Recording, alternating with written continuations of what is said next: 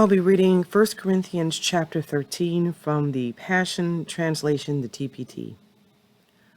Love, the motivation of our lives. If I were to speak with eloquence in earth's many languages and in the heavenly tongues of angels, yet I didn't express myself with love, my words would be reduced to hollow sound of nothing more than a clanging cymbal. And if I were to have the gift of prophecy with a profound understanding of God's hidden secrets, and if I possessed unending supernatural knowledge, and if I had the greatest gift of faith that could move mountains, but have never learned to love, then I'm nothing. And if I were to be so generous as to give away everything I own, to feed the poor, and to offer my body to be burned as a martyr, without the pure motive of love, I would gain nothing of value. Love is large and incredibly patient. Love is gentle and continuously kind to all. It refuses to be jealous when blessings comes to someone else. Love does not brag about one's achievements nor inflate its own importance. Love does not traffic in shame and disrespect, nor selfishly seeks its own honor. Love is not easily irritated or quick to take offense. Love joyfully celebrates honesty and finds no delight in what is wrong. Love is a safe place of shelter, for it is never stops believing the best for others. Love never takes failure as defeat, for it never gives up. Perfect love. Love never stops loving. It extends beyond the gift of prophecy, which eventually fades away. It is more enduring than tongues, which will one day fall silent. Love remains long after words of knowledge are forgotten. Our present knowledge and our prophecies are but partial. But when love's perfection arrives, the partial will fade away. When I was a child, I spoke about childish matters, for I saw things like a child and reasoned like a child. But the day came when I matured, and I set aside my childish ways. For now, when we see but a faint reflection of riddles and mysteries as though reflected in a mirror, but one day we will see face to face. But understanding is incomplete now, but one day I will understand everything, just as everything about me has been fully understood. Until then, there are three things that remain: faith, hope, and love. Yet love surpasses them all.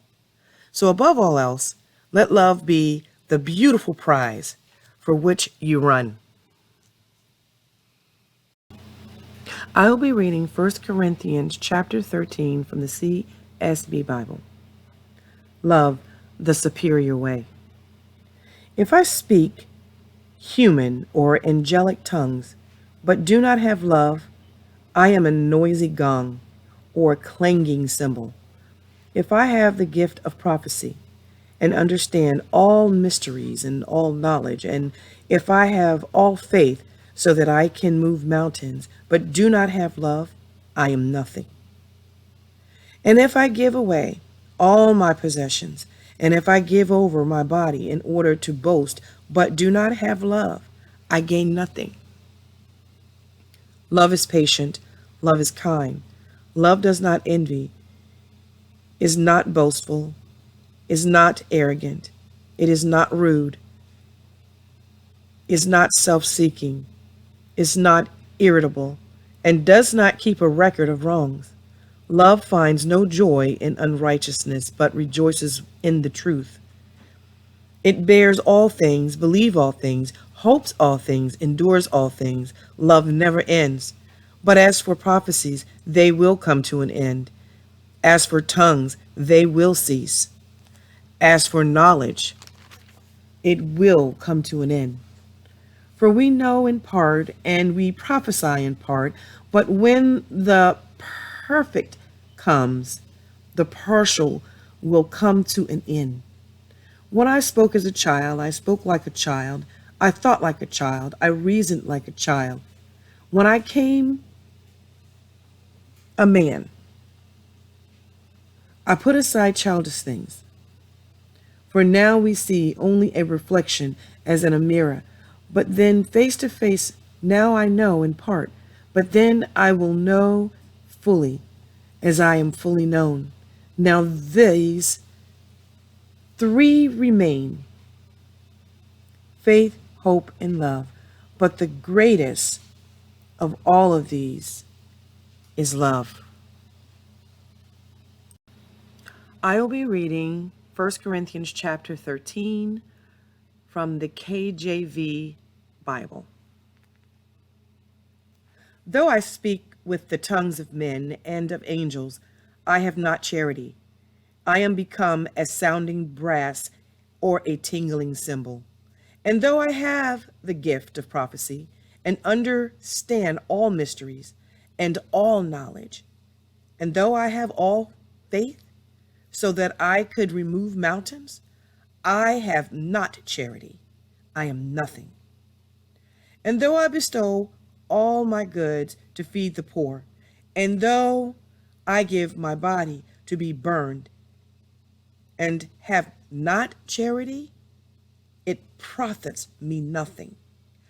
Charity suffereth long, and is kind. Charity envieth not. Charity vaunteth not itself,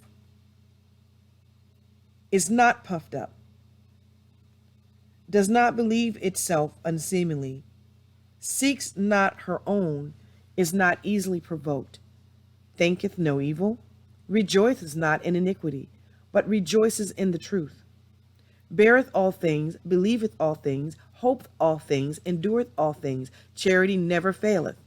But whether there be prophecies, they shall fail.